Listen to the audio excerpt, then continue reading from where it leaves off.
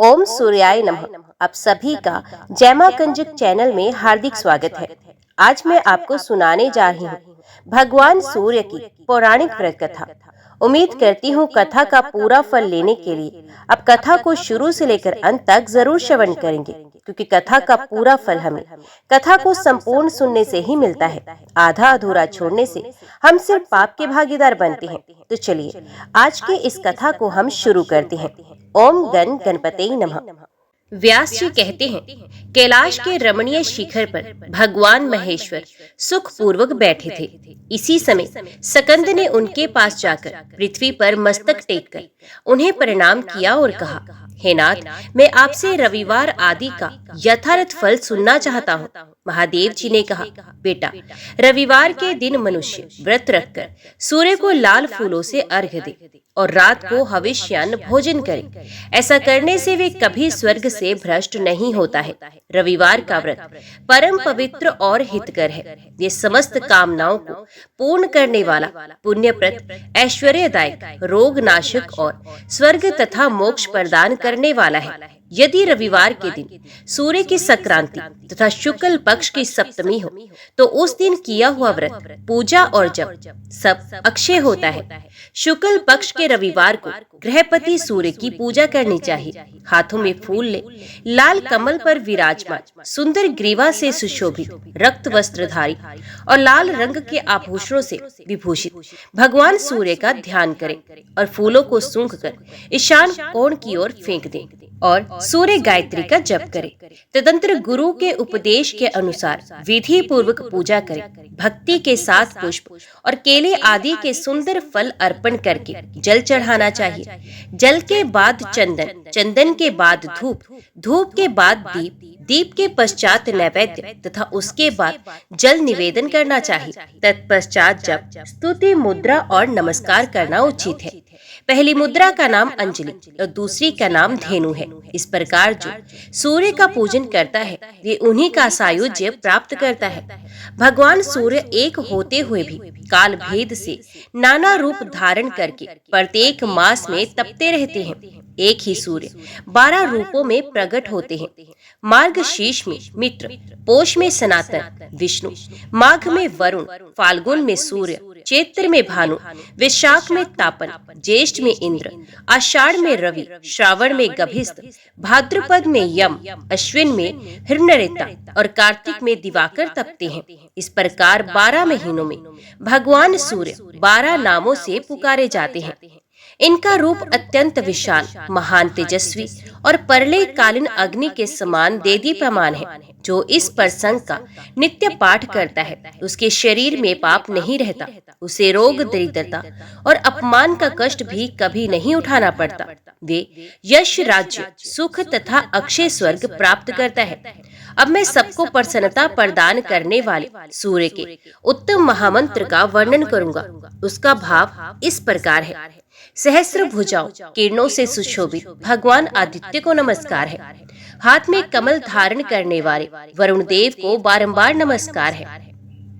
अंधकार का विनाश करने वाले श्री सूर्य देव को अनेक बार नमस्कार है। रश्मिमयी सहस्त्रों जिह्वाएं धारण करने वाले भानु को नमस्कार है। भगवान, तुम ही ब्रह्मा, तुम ही विष्णु और तुम ही रुद्र हो। तुम्हें नमस्कार है।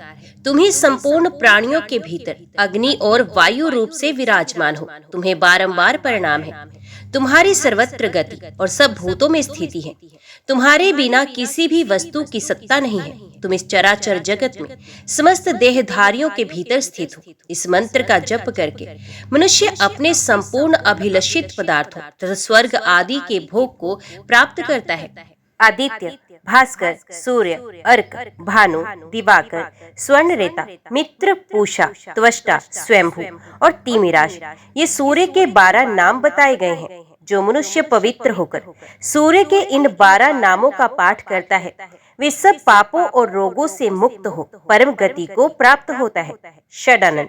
अब मैं महात्मा भास्कर के जो दूसरे प्रधान नाम है उसका वर्णन करूंगा। तपन, तापन, कर्ता, हर्ता, महेश्वर, लोक साक्षी, त्रिलोकेश, व्योमाधीप, दिवाकर, अग्निगर्भ, महाविप्र, खग, सप्तश्वाहन, पद्महास, तमोभेदी, ऋग्वेद, यजु सामक, कालप्रिय, पुंडरीक, मूल स्थान और भावी। जो मनुष्य भक्ति पूर्वक इन नामों का सदा स्मरण करता है, उसे रोग का भय कैसे हो सकता है। कार्तिकेय, तुम यत्न पूर्वक सुनो। सूर्य का नाम स्मरण सब पापों को हरने वाला और शुभ है। महामते, आदित्य की महिमा के विषय में तनिक भी संदेह नहीं करना चाहिए। मंत्रों का जप, होम और संध्या उपासन करना चाहिए। मंत्र सब प्रकार से शांति देने वाले और संपूर्ण विघ्नों के विनाशक हैं।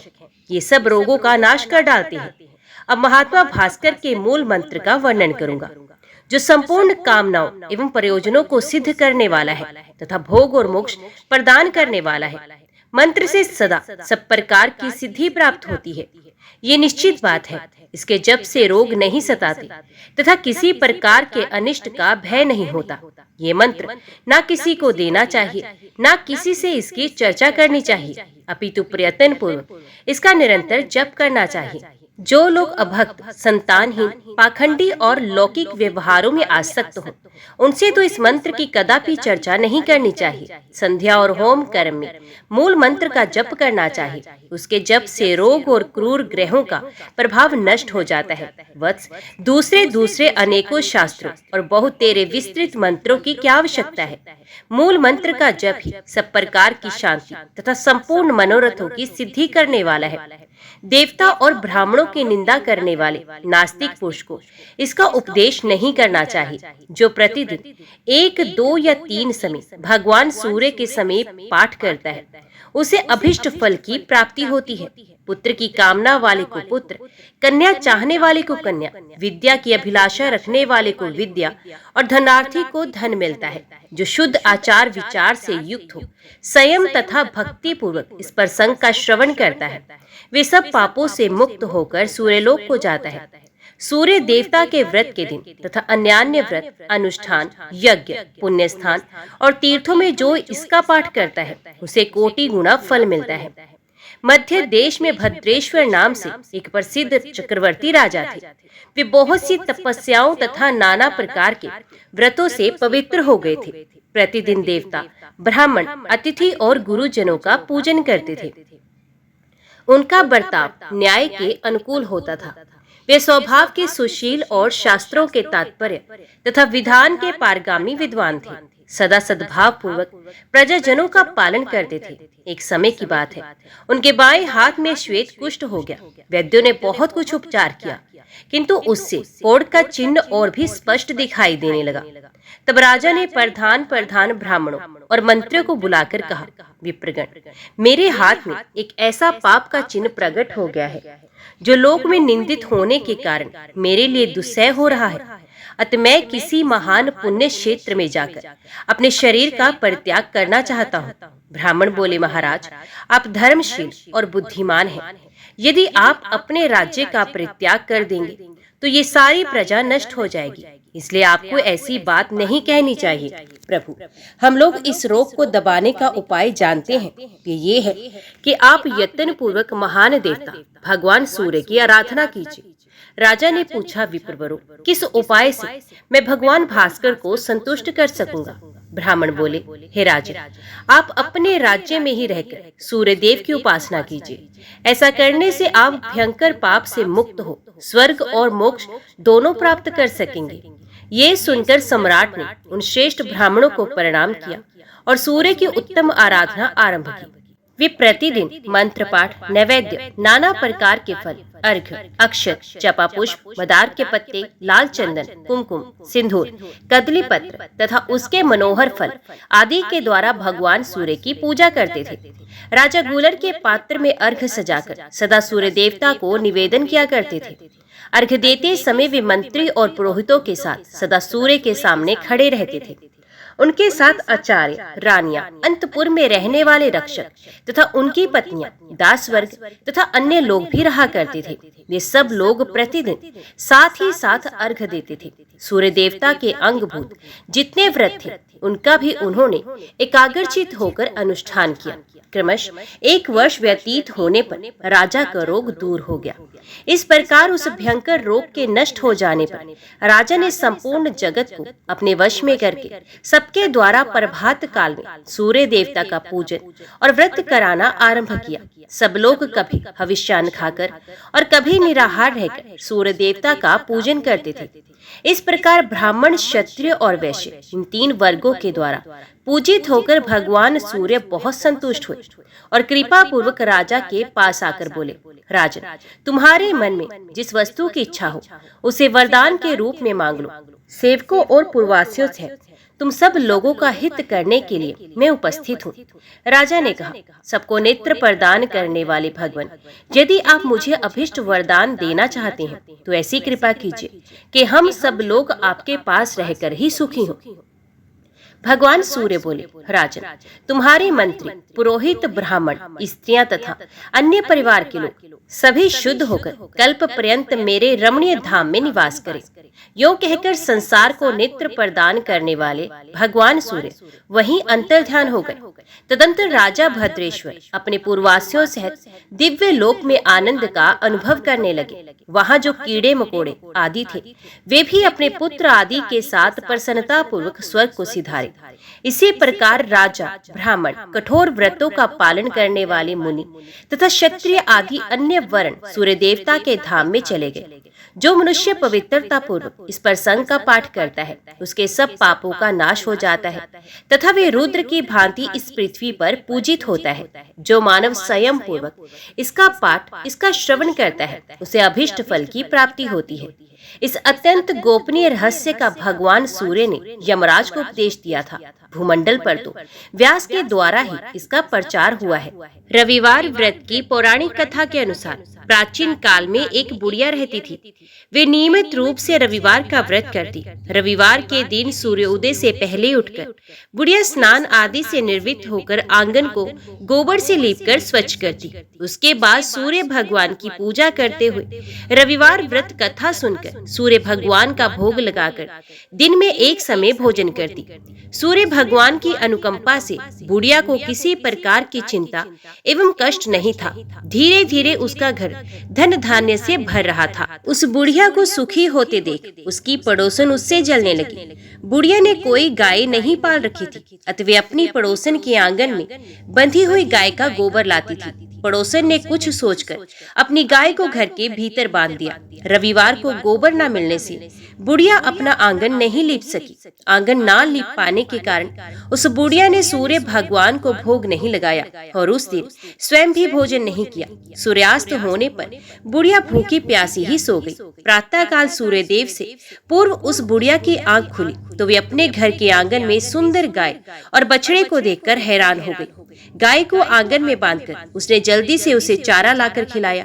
पड़ोसन ने उस बुढ़िया के आंगन में बंधी सुंदर गाय और बछड़े को देखा तो वे उससे और भी अधिक जलने लगी। तभी गाय ने सोने का गोबर किया। गोबर को देखते ही पड़ोसन की आंखें फटी की फटी रह गई। पड़ोसन ने उस बुढ़िया को आसपास ना पाकर तुरंत उस गोबर को उठाया और अपने घर ले गई तथा अपनी गाय का गोबर वहां रखा। सोने के गोबर से पड़ोसन कुछ ही दिनों में धनवान हो गई। गाय प्रतिदिन सूर्योदय से पूर्व सोने का गोबर किया करती थी और बुढ़िया के उठने से पहले पड़ोसन उस गोबर को उठाकर ले जाती थी। बहुत दिनों तक बुढ़िया को सोने के गोबर के बारे में कुछ भी पता न चला।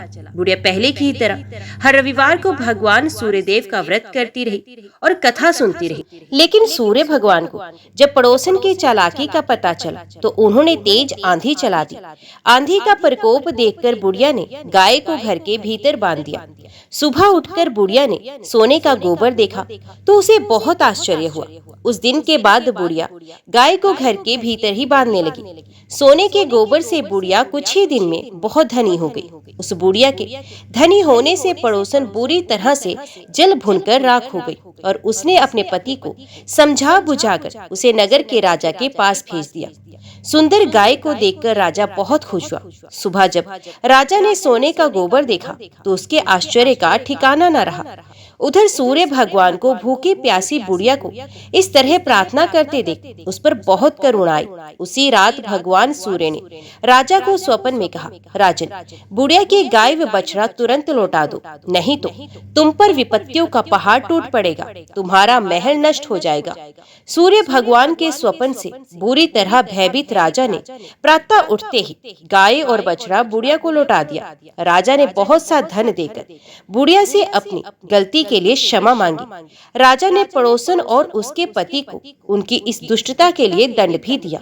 फिर राजा ने पूरे राज्य में घोषणा कराई कि सभी स्त्री पुरुष रविवार का व्रत किया करें।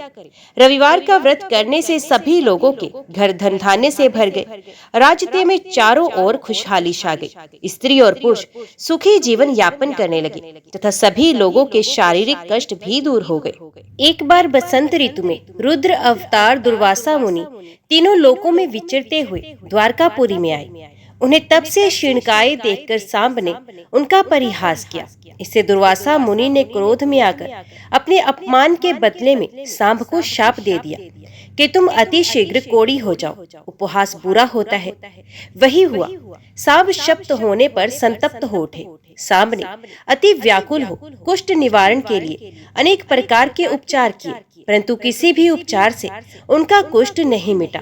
अंत में वे अपने पूज्य पिता आनंद कंद श्री कृष्ण चंद्र के पास गए और उनसे विनीत प्रार्थना की कि हे महाराज, मैं कुष्ठ रोग से अत्यंत पीड़ित हो रहा हूँ। मेरा शरीर गलता जा रहा है, स्वर दबा जा रहा है, पीड़ा से प्राण निकले जा रहे हैं। अब क्षण भर भी जीवित रहने की क्षमता नहीं है। आपकी आज्ञा पाकर अब मैं प्राण त्याग करना चाहता हूँ। आप इस असहनीय दुख की निवृत्ति के लिए मुझे प्राण त्यागने की अनुमति दें। महायुगेश्वर श्री कृष्ण क्षण भर विचार कर बोले, पुत्र, धैर्य धारण करो। धैर्य त्यागने से रोग अधिक सताता है। मैं उपाय बताता हूँ, सुनो। तुम श्रद्धा पूर्वक श्री सूर्य नारायण की आराधना करो। पुरुष यदि विशिष्ट देवता की आराधना विशिष्ट ढंग से करे तो अवश्य ही विशिष्ट फल की प्राप्ति होती है। देव आराधन विफल नहीं होता। सांब के संदेह करने पर श्री कृष्ण पुनः बोले, शास्त्र और अनुमान से हजारों देवताओं का होना सिद्ध होता है, किंतु प्रत्यक्ष में सूर्य नारायण से बढ़कर कोई दूसरा देवता नहीं है। सारा जगत इन्हीं से उत्पन्न हुआ है और इन्हीं में लीन हो जाएगा। ग्रह नक्षत्र राशि आदित्य वसु इंद्र वायु अग्नि रुद्र अश्विनी कुमार ब्रह्मा दिशा भू भुव स्वः आदि सब लोग, पर्वत नदी नद सागर सरिता नाग नग एवं समस्त भूत ग्राम की उत्पत्ति के हेतु सूर्य नारायण ही हैं। वेद पुराण इतिहास सभी में इनको परमात्मा अंतर आत्मा आदि शब्दों से प्रतिपादित किया गया है। इनके संपूर्ण गुण और प्रभाव का वर्णन 100 वर्षों में भी कोई नहीं कर सकता। तुम यदि अपना कुष्ठ मिटाकर संसार में सुख भोगना चाहते हो और मुक्ति भुक्ति की इच्छा रखते हो तो विधि पूर्वक सूर्य नारायण की आराधना करो, जिससे आध्यात्मिक आधि भौतिक दुख तुमको कभी नहीं होंगे। सूर्य देव की सम आराधना स्वस्थ सुखी बनाती है। पिता श्री कृष्ण की आज्ञा शिरोधार्य कर सांब चंद्रभागा नदी के तट पर जगत प्रसिद्ध मित्रवन नामक सूर्य क्षेत्र में गए। वहां सूर्य की मित्र नामक मूर्ति की स्थापना कर उसकी आराधना करने लगे। जिस स्थान पर उन्होंने मूर्ति की स्थापना की थी, आगे चलकर उसी का नाम मित्रवन हुआ। सांब ने चंद्रभागा नदी के तट पर सांबपुर नामक एक नगर भी बसाया, जिसे आजकल पंजाब का मुल्तान नगर कहते हैं। सांभरी नाम की एक जादूगरी विद्या भी है, जिसका आविष्कार सांब ने ही किया था। मित्र वन में सांब उपवास पूर्वक सूर्य के मंत्र का अखंड जप करने लगे। उन्होंने ऐसा घोर तप किया कि शरीर में अस्थि मात्र शेष रह गया।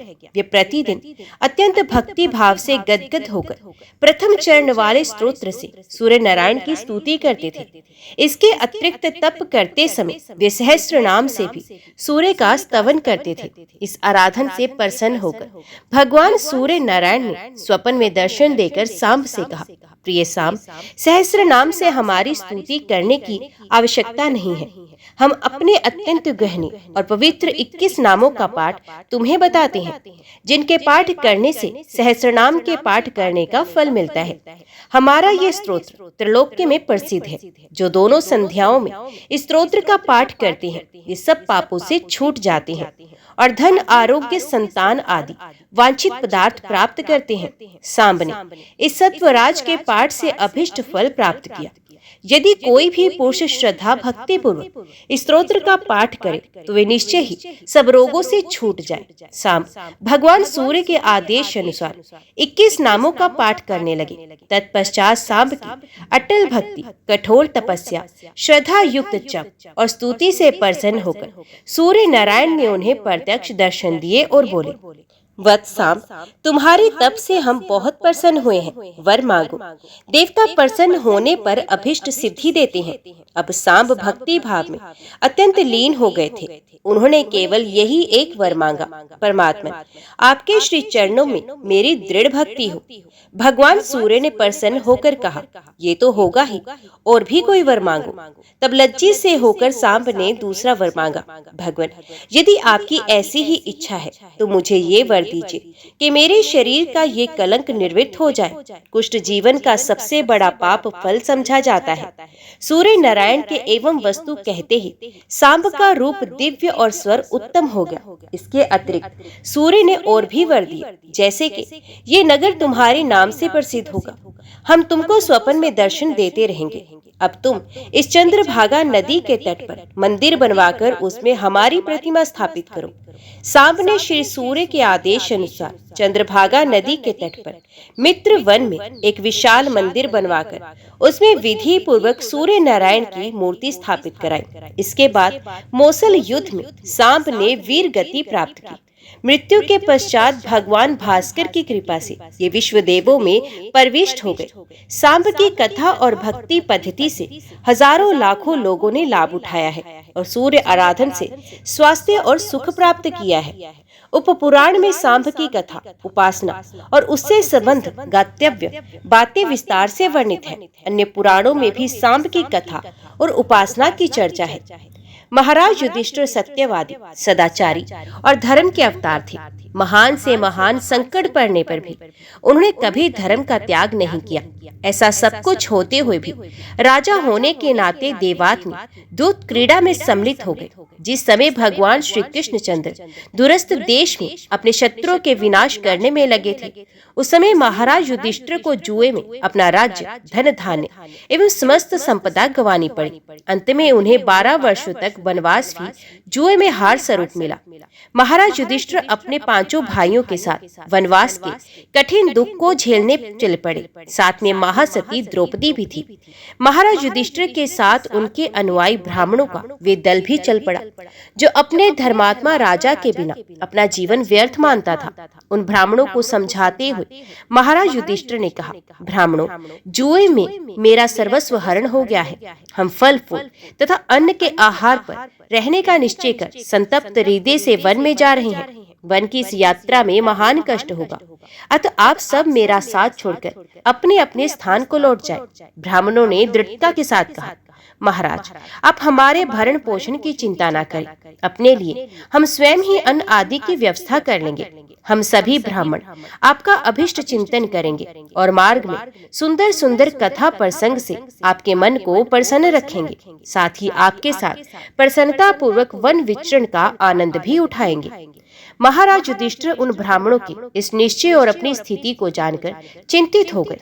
उनको चिंतित देखकर परमार्थ चिंतन में तत्पर और अध्यात्म विषय के महान विद्वान शौनक जी ने महाराज युधिष्ठिर से सांख्य योग एवं कर्म योग पर विचार विमर्श किया और धन की अनुपयोगिता सिद्ध करते हुए बोले, जो मानव धर्म करने के लिए धन के उपार्जन की कामना करता है, उसकी वे इच्छा ठीक नहीं है। अतः धन के उपार्जन की इच्छा नहीं करना ही उचित है। कीचड़ लगाकर पुण्य उसके धोने से कीचड़ नहीं लगाना ही ठीक है। शौनक जी ने वन यात्रा में युधिष्ठिर को आवश्यकताओं की पूर्ति के लिए एक विचित्र त्यागी का मार्ग अपनाने के लिए बताया था। फिर भी किसी सत्पुरुष के लिए अपने अतिथियों का स्वागत सत्कार करना परम कर्तव्य है, तो ऐसी स्थिति में स्वागत कैसे किया जा सकेगा? युधिष्ठिर ने इस प्रश्न पर शौनक जी ने कहा, हे युधिष्ठिर, अतिथियों के स्वागत के लिए आसन के लिए तृण, बैठने के लिए स्थान, जल और चौथी मधुरवाणी, इन 4 वस्तुओं का अभाव सत्पुरुषों के घर में कभी नहीं रहता। इनके द्वारा अतिथि सेवा का धर्म निभ सकता है। महाराज युधिष्ठिर अपने पुरोहित धौम्य की सेवा में उपस्थित हुए और उनकी सलाह से सूर्य भगवान की उपासना में जुट गए। पुरोहित ने भगवान सूर्य के अष्टोत्तर शतनाम स्तोत्र 108 नामों का जप का अनुष्ठान बताया और उपासना की विधि समझाई। महाराज युधिष्ठिर सूर्य उपासना के कठिन नियमों का पालन करते हुए सूर्य, अरिमा, भग, त्वष्टा, पूषा, अर्क, सविता, रवि इत्यादि 108 नामों का जप करने लगे। महाराज युधिष्ठिर ने सूर्यदेव की प्रार्थना करते हुए कहा, हे सूर्यदेव, आप अखिल जगत के नेत्र तथा समस्त प्राणियों की आत्मा है। आप ही सब जीवों के उत्पत्ति स्थान है और सब जीवों के कर्म अनुष्ठान में लगे हुए जीवों के सदाचार है। हे सूर्यदेव, आप ही संपूर्ण सांख्य योगियों के प्राप्तव्य स्थान है। आप ही मोक्ष के खुले द्वार है और आप ही मुमुक्षुताओं की गति है। हे सूर्यदेव, आप ही सारे संसार को धारण करते हैं। सारा संसार आप से ही प्रकाश पाता है। आप ही इसे पवित्र करते हैं और आप ही इस संसार का बिना किसी स्वार्थ के पालन करते हैं। इस प्रकार विस्तार से महाराज युधिष्ठिर ने भगवान सूर्य की प्रार्थना की। भगवान सूर्य युधिष्ठिर की आराधना से प्रसन्न होकर सामने प्रकट हो गए और उनके मनोगत भाव को समझकर बोले, धर्मराज, तुम्हारा जो भी अभीष्ट है वे तुमको मिलेगा। मैं 12 वर्षों तक तुमको अन्न देता रहूंगा। भगवान सूर्य ने इतना कहकर महाराज युधिष्ठिर को वे अपना अक्षय पात्र प्रदान किया, जिसमें बना भोज्य पदार्थ अक्षय बन जाता है। भगवान सूर्य का वे अक्षय पात्र ताम्र की एक विचित्र बटलोई थी। उसकी विशेषता ये थी कि उसमें बना भोज्य पदार्थ तब तक अक्षय बना रहता है जब तक सती द्रौपदी भोजन नहीं कर लेती थी। पुण्य जब वे पात्र मांझ धोकर पवित्र कर दिया जाता था और पुण्य उसमें भोज्य पदार्थ बनता था तो वही अक्षयता उसमें आ जाती थी। इस प्रकार भगवान सूर्य ने धर्मात्मा युधिष्ठिर को उनकी तपस्या से प्रसन्न होकर अपना अक्षय पात्र प्रदान किया और युधिष्ठिर की मनोकामना सिद्ध करके भगवान सूर्य अंतर ध्यान हो गए। महाभारत में उसी प्रसंग में ये भी लिखा है कि जो कोई मानव या यक्ष आदि मन को संयम में रखकर चित्त वृत्तियों को एकाग्र करके युधिष्ठिर द्वारा प्रयुक्त स्तोत्र का पाठ करेगा, फिर यदि कोई अति दुर्लभ वर भी मांगेगा तो भगवान सूर्य उसे वरदान के रूप में पूरा कर देंगे। सब प्रेम से बोलो, सूर्य नारायण भगवान की जय। आज की वीडियो में इतना ही। उम्मीद करती हूँ वीडियो आपको पसंद आई होगी। वीडियो पसंद आई हो तो वीडियो को लाइक और चैनल को सब्सक्राइब जरूर कीजिएगा। जय भगवान सूर्य नारायण लिखकर कमेंट बॉक्स में अपनी हाजिरी और अपने सुझाव देना ना भूलेगा। तो मिलते हैं अगली कथा अगली वीडियो के साथ। तब तक के लिए देखते व सुनते रहिए। जय मां कंजक, जय माता दी।